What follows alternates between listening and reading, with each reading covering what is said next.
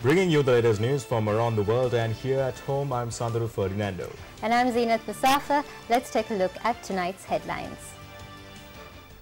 Opposition prepares to move a no-confidence motion against Finance Minister Mangala Samaraweera. UMP MPs lodge a complaint to Speaker citing the privileges of MPs and Speaker have been violated. Opposition urges to hold Provincial Council elections. If delayed, plans to take legal action against the Elections Commission. Met Department says considerable rainfall will not be expected until the end of May. India's elections begin. Voting underway for first phase. Now moving on to local news, during a media briefing in Colombo today, MP Madhu stated that a no-confidence motion will be brought against Finance Minister Mangala Samaraweera.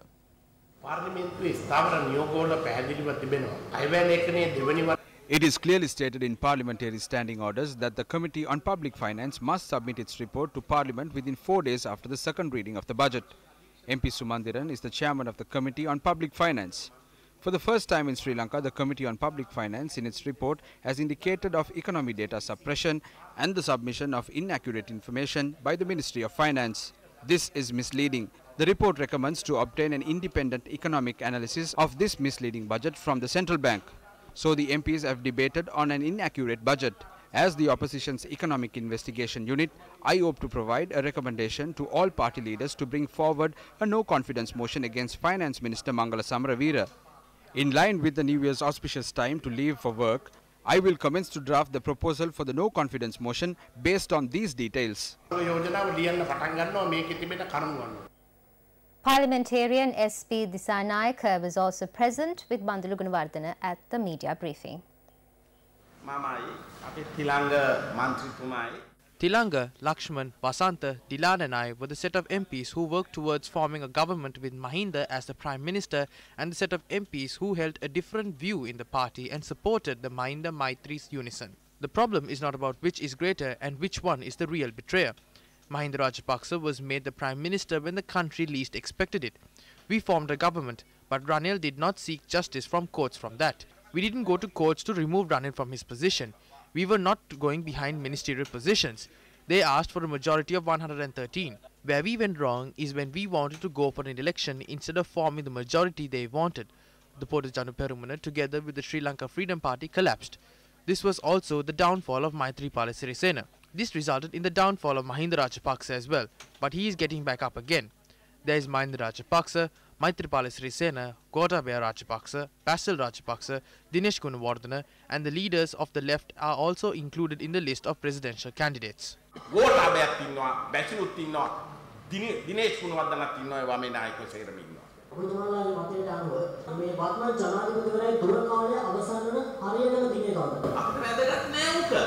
We don't think it is important for us.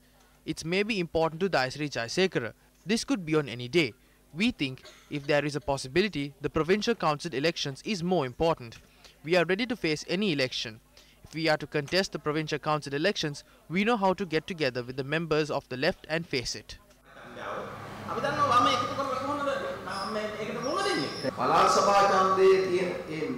The United National Party has come up with the idea to postpone the presidential election as they are afraid to face other elections, including the Provincial Council. As the president of this country, he has not even inquired to make a decision about this matter. Meanwhile, Non-Cabinet Minister of Digital Infrastructure and Information Technology, Ajit P. Perera, convened a media briefing at the ministry today. MP Daisri Jayasekara said with confidence that he expects that the President calculated his 5-year term. The UNP does not have a problem with us. We are simply asking a question. According to the current constitution, the term of the current President ends on the 8th of January 2020. If the President has a doubt about it, he can clear it up by going to the Supreme Court. When the next presidential election is announced, you will see major changes. Facebook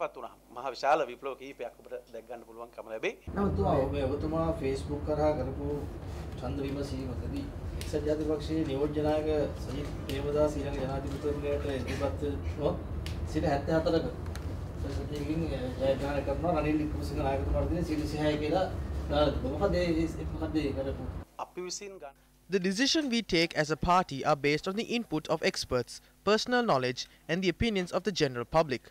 These polls are a method of taking into account the views and opinions of the general public.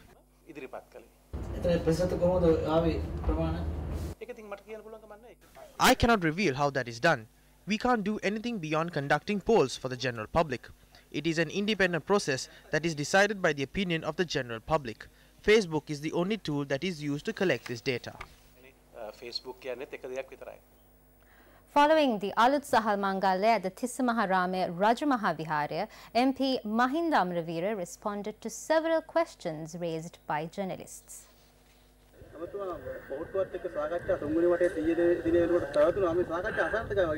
සාකච්ඡා ඉතින් අසාර්ථකද කියලා කියන්න බෑ ලබන 10 වෙනිදාත් ආයෙත් තියෙනවනේ සාකච්ඡාව. මොකක්ද මේ සාකච්ඡාවල බලාපොරොත්තු වෙන්නේ? මේ පක්ෂ දෙකක් එකට එකතු කරලා කණ්ඩායමක් එකතු කරලා ජයග්‍රහණයක් වෙනුවෙන් තමයි බලාපොරොත්තු තියෙන්නේ. අසාර්ථක වෙලා නැහැ. ඉතින් සාකච්ඡා තියෙනවනේ දිගට. එමත්ම මේ දෙපාර්ශ්වයේම විවිධ මත පළ කරනවා. මේ පිළිබඳව මේ සාකච්ඡා දයාසිරි ජයසේකර මන්ත්‍රීවරයාට අදහසක් පළ කරන ඔහුගේ මතය ඒ වගේම පොහොට්ටුව පැත්තෙනුත් GL පීරිස් මෙත්ම මේ එක්මතයක් පළ කරනවා. ඔව් ඒකේ මේ Yes, in fact, these opinions are a hindrance to these discussions.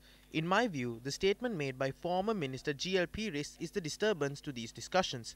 However, we must act patiently. As he is not a politician anymore, he can state anything. If we join hands, we can win. And if we fail to do so, we will lose. Speaking at a media briefing in Colombo today, the People's United Front said that the provincial council election should not be postponed. Chairman of the Elections Commission is saying to discuss with the Speaker. In respect to the current law, the Speaker or the Prime Minister receives no right to discuss about elections. We even advise the Speaker to refrain from taking action above your level of authority. The Elections Commission is asking to hold the elections, saying that the recently declared law is still not complete. I believe the Elections Commission can request an interpretation from the Supreme Court, but all three commissioners are bound to respect the Constitution on the power it has granted the Commission. That's why we are saying they do not need to go from one person to another. They should hold the election immediately. So what I believe is, Commissioner, don't resign. Stay and continue your operation. ඉඳලා වැඩේ කරන්න කියලා. ශ්‍රී ලංකා නිදහස් පක්ෂය ජනාධිපතිතුමාගේ වර්තමාන ජනාධිපතිතුමාගේ නිදා කාලයේ සම්බන්ධයෙන් ශ්‍රේෂ්ඨාධිකරණයට යනවා. ඒ සම්බන්ධයෙන් ඔබතුමාගේ මතය කොහොමද ඒකට හැකියාවක් තියෙනවද? Anyone can go to the Supreme Court. Several people make several statements on any issue. As far as I know, according to the Constitution, by November the election must be held. ඔබතුමාලා සහ ශ්‍රී ලංකා නිදහස් පක්ෂය අතර තියෙන සාකච්ඡාව මොන පදනමක් යටතේද මේක ඔබතුමාලා කරන්නේ? ඡන්දයක්ද නැත්නම් වෙන මොකක්ද කියලා හිතා ගන්න බැරුව ඉන්නේ. I am unable to comment on the discussions between the Sri Lanka Purudjanu Perumana Party and the Sri Lanka Freedom Party. No, I am not involved. It is the Sri Lanka Purudjanu Perumana that is engaged with the Sri Lanka Freedom Party. The Satya Gaveshakya organization handed over an epistle to the chairman of the Elections Commission requesting to issue the notice to hold the provincial council elections in 10 days. You can consider this as a letter of demand. If the Elections Commission do not provide provincial council elections, we have to obtain a mandamus writ petition from the Supreme Court. Our organization has lodged a complaint against 6 provincial councils in the Supreme Court, as the Elections Commission announced the elections within 10 days. We met the 3 members of the Elections Commission and handed this over. What we understood during the discussion is that these 3 officials of the Commission are hoping to hold the elections. But it is clear that there is a problem with the law when holding the elections. We were told that they will provide an answer. A group of UMP MPs forwarded a complaint to the Speaker today, citing that privileges of MPs and the Speaker have been violated. The group of parliamentarians handed over this letter at the official residence of the Speaker. Last October, a conspiracy took place to take over the power in an unconstitutional manner. In November, then Foreign Minister Sarath Amanugama, together with the Secretary to the Ministry, sent a letter to all Sri Lankan delegates stationed in other countries stating that the Speaker does not agree with the decision made by the President, and based on that assumption, the President dissolved the Parliament. When reading this letter, it is very clear to us that this letter insults and condemns the Speaker of the Parliament, and furthermore, by sending this letter, then Foreign Minister Sarath Amanugama is clearly abusing the rights and privileges he has as a minister. This offence is punishable under the Parliament Powers and Privileges Act. We bring this to the attention of the Speaker and ask him to take necessary steps against this.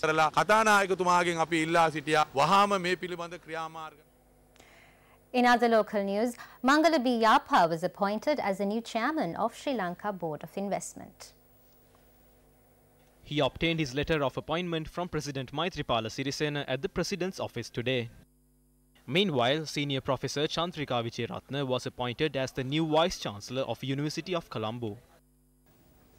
A ceremony to commemorate the centennial celebrations of the International Labour Organization in Sri Lanka was held at the Nelumpokuna Theatre under the auspices of President Maithripala Sirisena.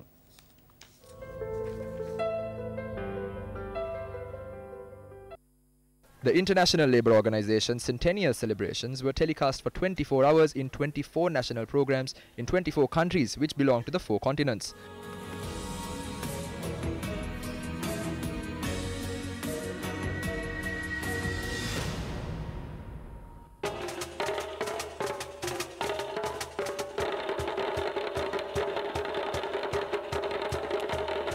A research publication regarding the Sri Lankan labour community was handed over to President Maithripala Sirisena by the Minister of Labour and Trade Union Relations, Ravindra Samaraveera. The proclamation that Sri Lanka has adhered to the criteria of the Declaration of Child Labour, Forced Labour and Youth Employment that was formed on the 14th Global Conference on the Sustained Eradication of Child Labour held in Buenos Aires on the 16th of November 2017 was presented to the Sri Lankan representative of the International Labour Organization by the President. A stamp and a first day cover was issued today commemorating the centennial celebrations. It was handed over to the President Maithripala Sirisena by the Minister of Muslim Religious Affairs and Post.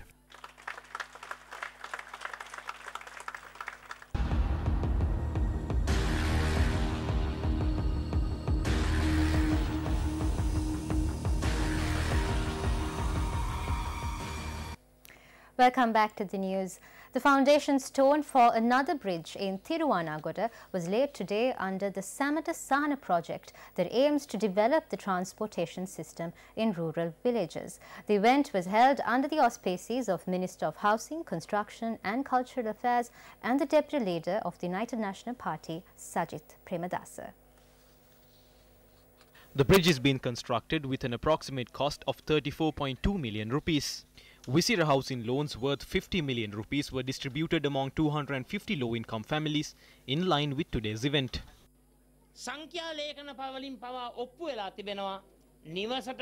Statistics confirm that a portion of household income is used to purchase alcohol, drugs and tobacco. These funds that could have been utilized to prepare a nutritious meal for the children ultimately end up in tobacco companies and wine stores. I will not speak to impress and for applause. I speak the truth. All citizens of Sri Lanka must adopt a lifestyle that will benefit our children.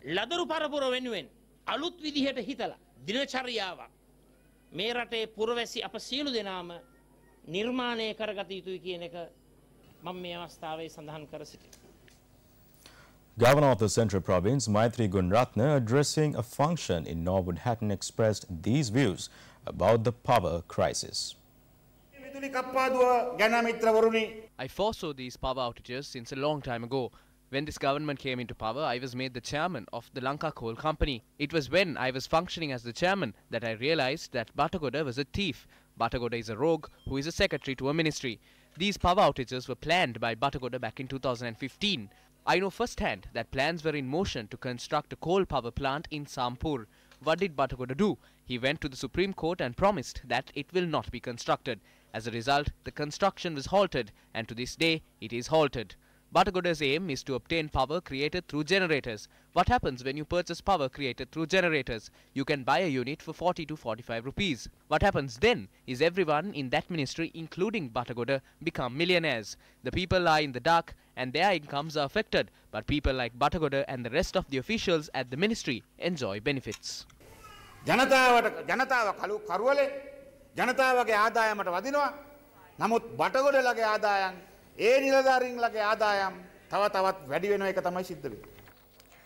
Placing the statue of Lady Madhu at the shrine which was built by the Sri Lanka Army in the premises of the Shrine of Our Lady of Madhu was carried out today.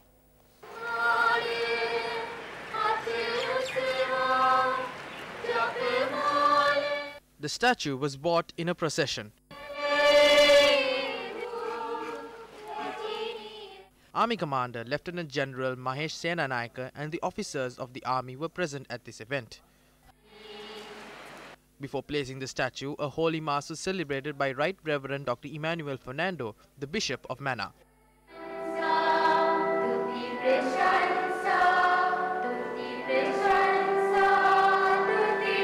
A tree planting ceremony was also held at the shrine's premises.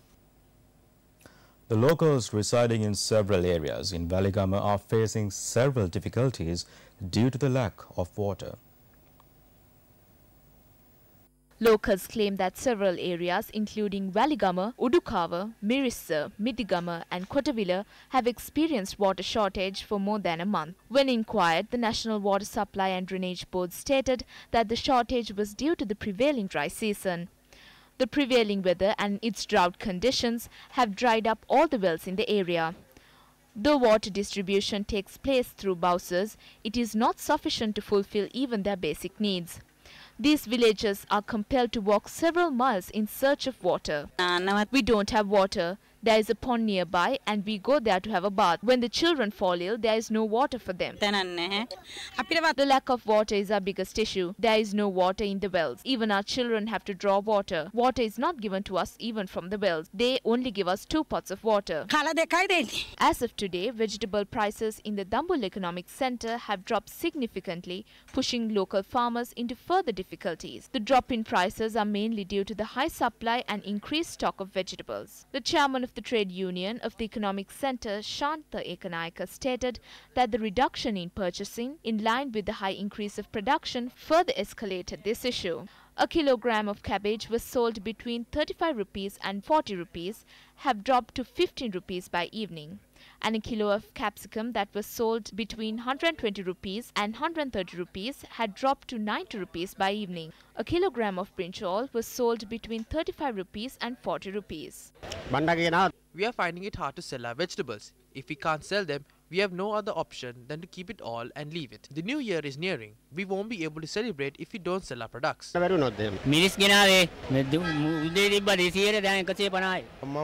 brought chilies and brinjals from Vaunia. We are all at a loss.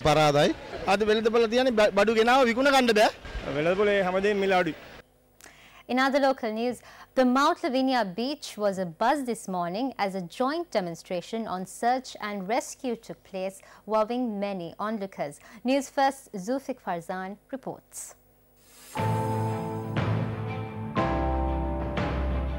The demonstration was organized by Asia Pacific Alliance for Disaster Management Sri Lanka, or APAD Sri Lanka, together with the Sri Lanka Navy, Sri Lanka Air Force and Sri Lanka Life Saving. The demonstration was witnessed by members of APAD International and was participated by personnel from the Sri Lanka Navy, Sri Lanka Air Force, Sri Lanka Life Saving, Ironman 4x4 Community Emergency Response Team and volunteers from the private sector, including Newsfirst. A series of scenarios including spinal management, IRB rescue and air rescue were demonstrated at this morning's session.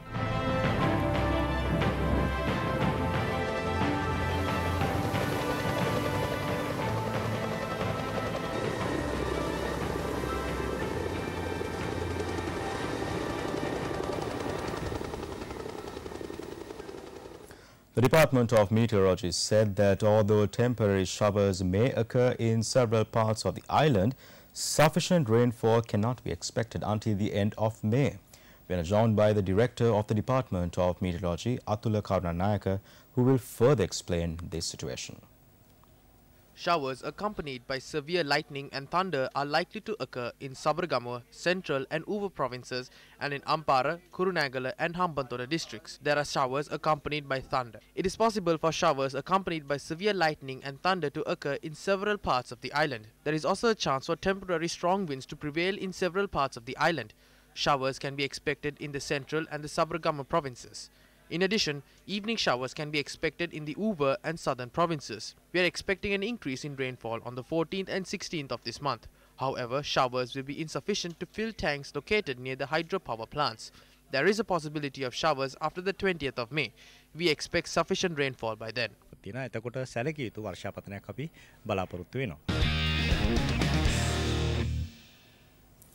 The Sri Lanka Cricket Super Provincial Championship, Galle vs Colombo, concluded today with no side emerging as champions after rain marred the final. The tournament took place at the Rangiri Dambulla International Cricket Stadium. Lasith Malinga, captain of the Galle team who won the toss, decided to bat first. Sandun Virakodi with Lahiru Tirimana arrived at the crease to bat.